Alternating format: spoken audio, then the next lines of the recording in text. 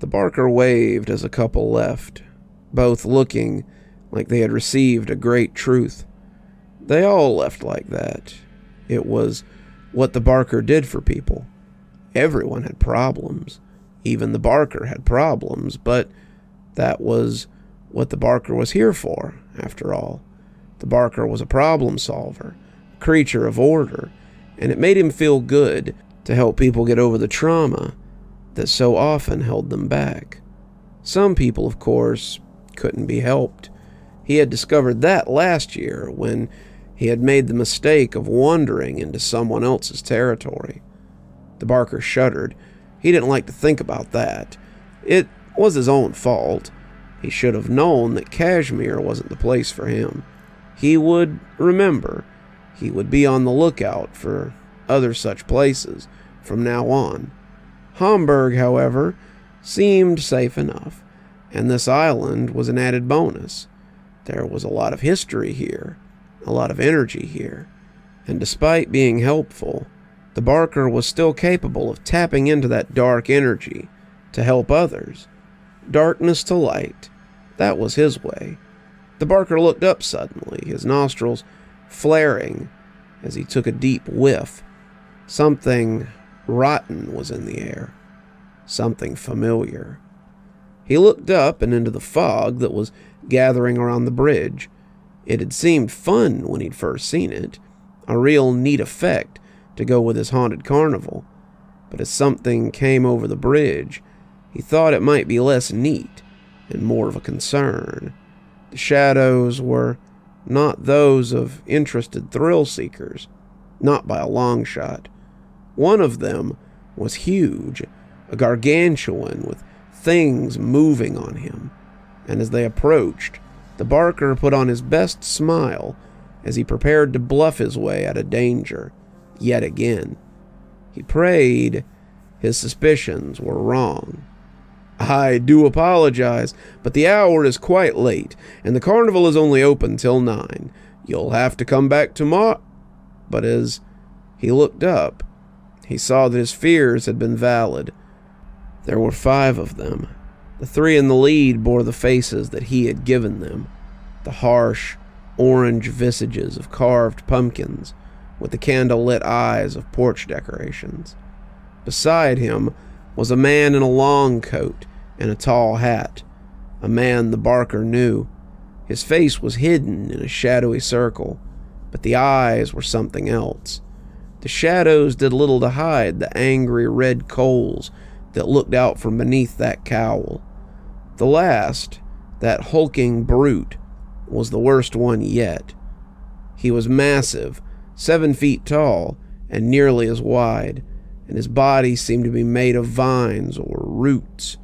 As he moved out of the fog, the barker could see that his skin was made of living corn stalks, the plants growing amongst them looking hale and hardy. He was a strange golem of living plant life, but the barker knew what lay behind that facade. "Gentlemen, if you're here to try and recruit me, I've already told you I'm not interested." One of the pumpkin heads stepped forward, and the barker tried not to cringe as its tongue slid out and picked a beetle off its cheek. "It is not up for debate anymore, if ever it was." The barker stiffened, looking at the man in the coat as he shook his head. "Whistler, I see he has finally convinced you to join up. And Corn Man, you too. I had thought better of you than to be in such mixed company as this." The man in the coat, the Whistler, shrugged nonchalantly, but the glitter in his eyes told the barker all he needed to know. "Times are changing, Barker, and we must change with them."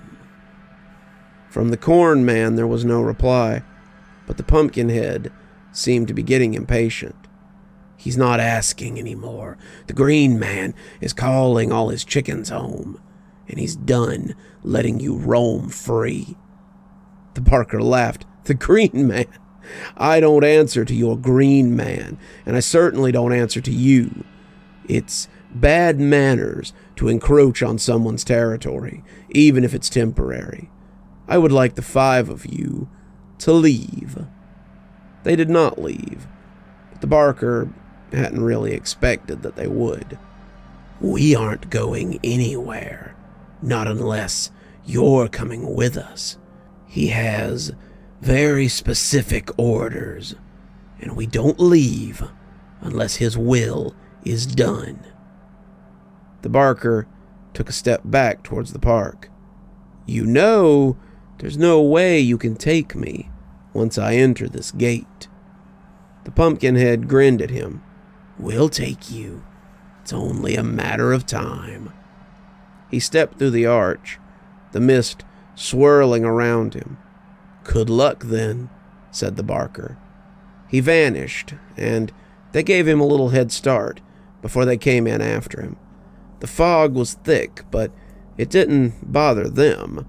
They had been through thicker. When they came to the crossroads, the Pumpkinhead slid his long tongue over his thick orange lips again, tasting the air for his quarry. "Whistler, why don't you check out the haunted house? Corn Man, take the corn maze. As for us," he said, looking at his fellow Pumpkinheads, "looks like we're heading to the fair. If you find him, be careful. He's slippery." Mary wasn't sure what was going on, but she was starting to freak out. She had walked out of her school's bathroom and into her own home, but it wasn't the home that she remembered. The carpet was plush, the walls were the same flat eggshell that they had always been, and the pictures on the wall were very familiar, but normally in her parents' home it was only 2 left turns before you came out to the hallway and into the kitchen. Mary had been taking lefts for the past 30 minutes and had yet to find anything but more hallways. The layout was abnormal too. There were crossroads, 4-way stops, and switchbacks that could have sent her to anywhere but more hallways.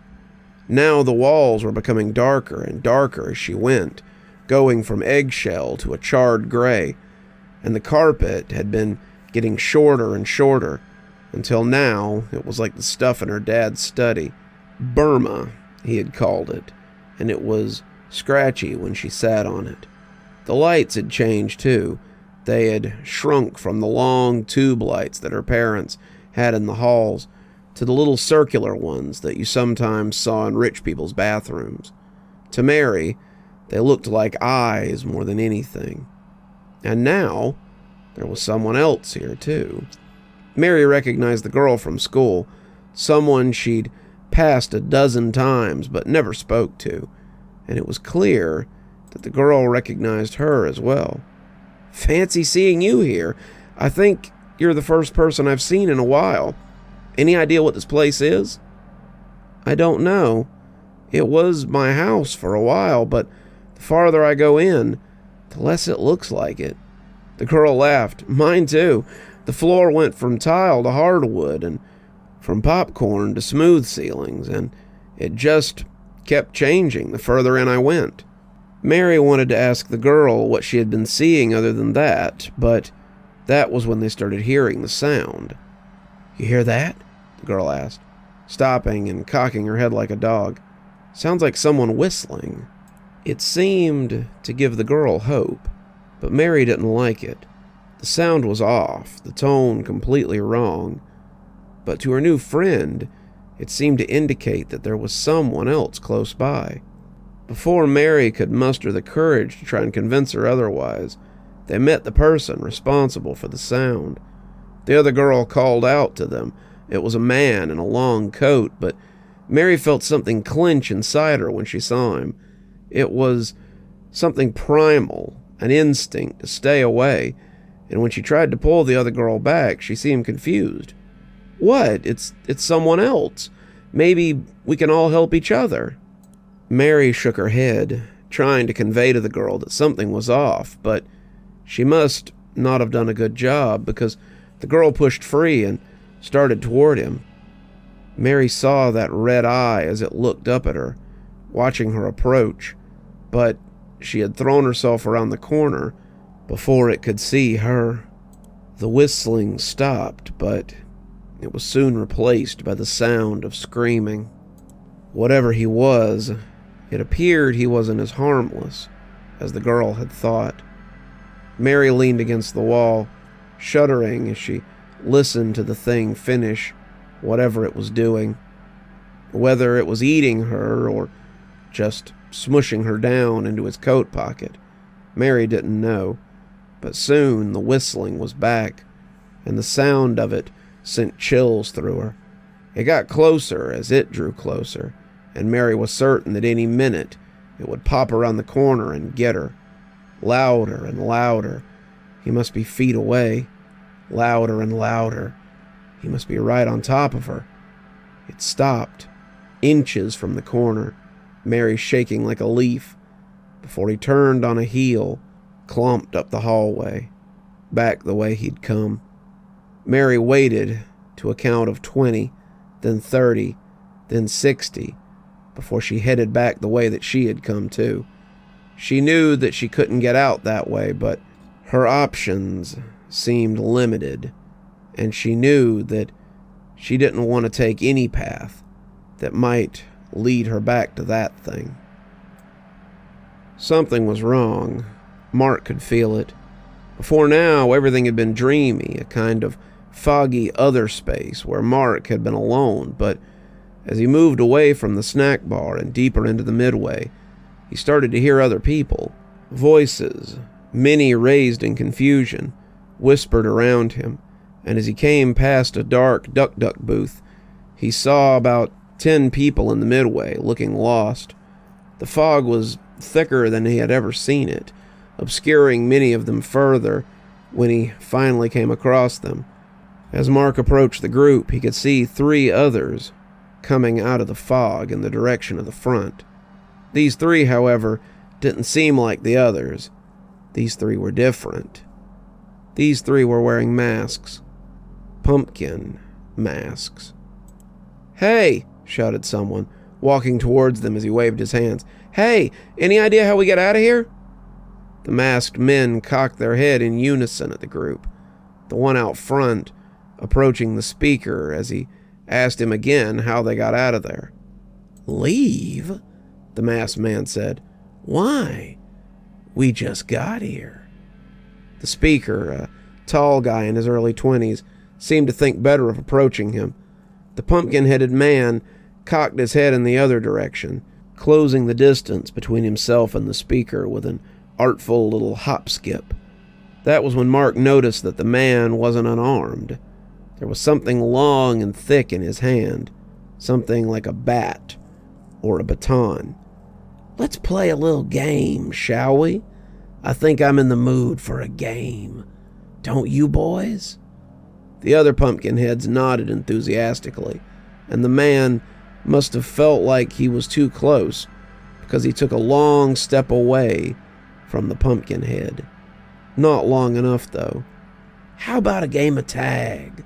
the pumpkin head said, lunging as he struck the man in the head with his cudgel. "Tag! You're it!" The silver bat swung in a long arc before slamming into his skull.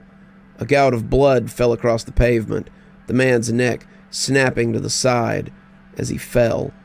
He twitched several times, his arms reaching for his head, but they seemed unable to make the full trip. The others broke then, running and screaming, and Mark joined them as he headed back into the midway. The pumpkin heads gave chase, and Mark was already looking for a good place to hide. The game was on, and to be tagged was to get more than a short rest between games.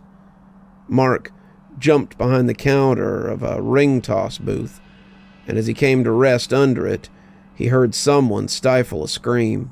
He glanced to his left and saw a girl about his age, hiding beneath the counter too. She had a hand over her mouth, and he could see blood on the front of her blouse. He wondered if she had been close enough to the man who had been tagged to catch some of the spray, but it was a thought that was erased quickly as he heard the crunch of boots on concrete. They were here, and the game had begun. "Spread out," said the one with the silver bat. "No witnesses. If we kill enough of them, the old fool is bound to come out to protect the rabble." The woman put another hand over her mouth, shaking as the sound of feet got closer. Mark looked around, wanting options. He could make a run for it, but he didn't think he could just leave the poor woman here. He could run anyway and draw them off, but there was no way to know if all of them would follow him. He could fight, but that would just get him killed. They were quick, they were strong, and he didn't have a weapon. When his eyes found the crowbar, Mark realized that might not be true. He grabbed up the cold metal thing, gripping it tight as he got ready for whatever was to come. There was a loud, wet whump as someone was hit, and one of the pumpkins shouted for another to come help him. "Damn kid's feisty," he rasped. And when someone answered from the other side of the counter, Mark turned to the girl. "If you're going to run," he mouthed, "I'd do it now." With that, Mark made his move. He vaulted over the counter in one smooth move, catching the pumpkin head mid-turn as he splattered him.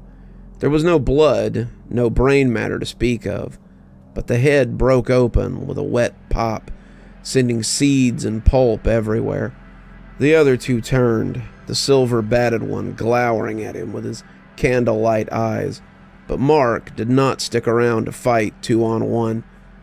Mark ran deeper into the midway, trying to find another exit so he could find a way out of here.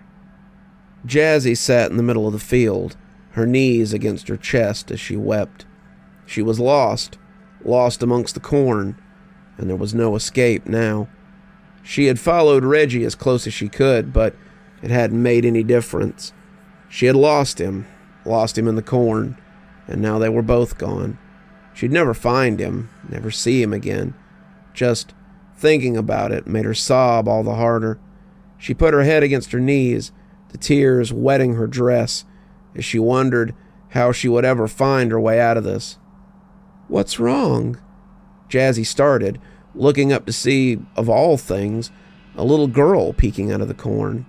She was so small, 4 or 5 at the most, and she was wearing one of her father's shirts as a nightgown. It covered all but her toes, 10 dirty little piggies that had spent far too much time in the mud. "Are you okay?" the little girl asked, coming slowly from the corn and walking towards her. She was young. What was she doing out here? It wasn't freezing out, but it was late October. What the hell was she doing out here, barefoot and in a nightgown?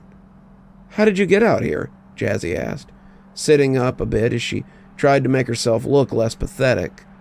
"I'm lost," the little girl said, reaching out for Jazzy as she shivered in the night air. "Do you know where we are?" Jazzy shook her head, taking the little girl's hand as it was offered. "No, but maybe we can find our way out together. Would you like that? Would you like to come with me?" The little girl nodded, and they began to walk through the corn. The field seemed to stretch on forever, and Jazzy wasn't as scared as she had been. Jazzy had always felt better when she had other people around her. At first it had been her parents, then it had been Reggie, and finally it was Mark and Mary, and they had felt like a little family as they stuck together. Jazzy was not what you would call popular, but neither was Mary, and Reggie and Mark never let their place on the football team go to their head. Jazzy liked her little found family. It made her feel like she had someone, some place to belong to. "Did you lose your parents?" Jazzy asked, as the two of them walked through the corn. "Yeah," the little girl said with a nod. "I think so. What about you? Did you lose your parents?" "No," Jazzy said. "I was here with my boyfriend, but he got scared and ran away, and I can't find him." The little girl made a face. "Ew, boys are gross anyway. It's probably better without him anyway." "No, Reggie's not gross. He's the nicest guy I've ever met. I think I think I love him, in fact. I'm pretty sure of it." Jazzy froze as someone called her name from not too far off. It sounded like Reggie, but when she tried to go that way, the little girl held her back. She had a death grip on her hand, and when Jazzy asked her what was wrong, she shook her head and pitched her voice low. "It's a trick. Let's not go towards them."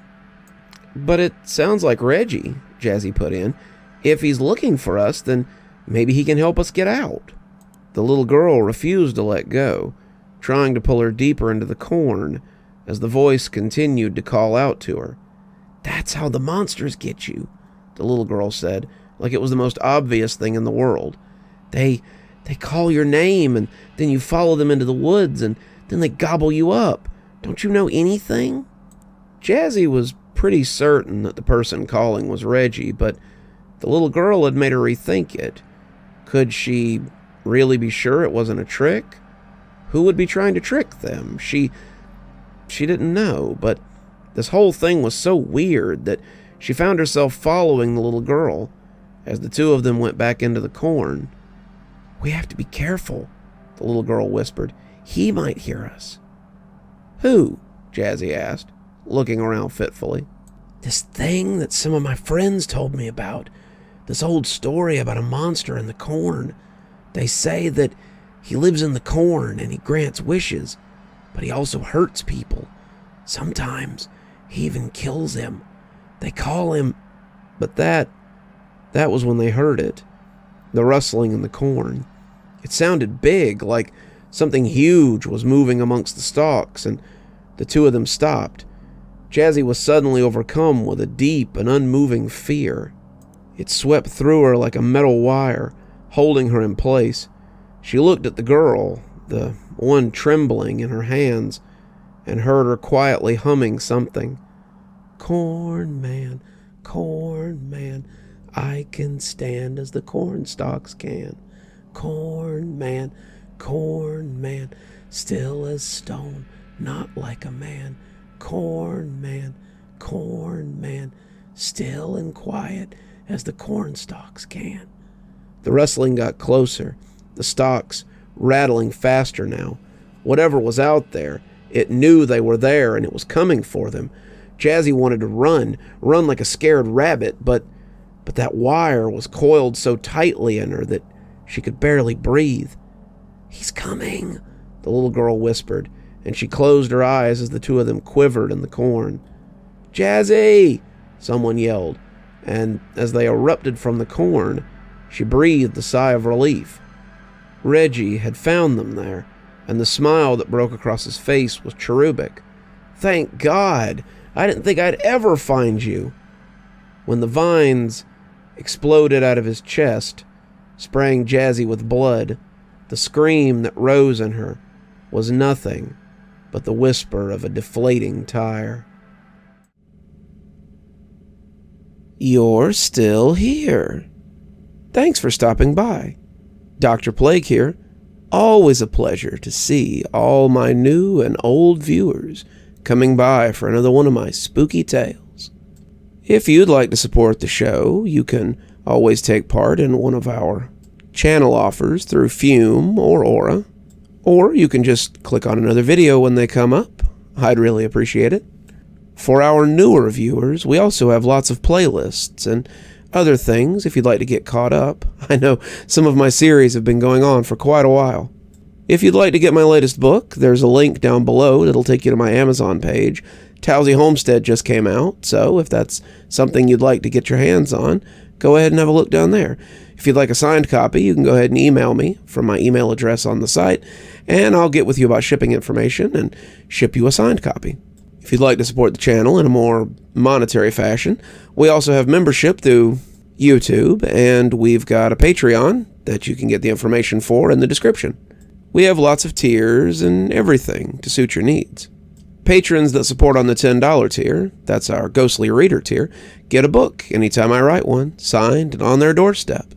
As you may have noticed, there's a list of patrons and members on the screen, and I'd like to personally thank every one of them for taking a hand in the future of this channel.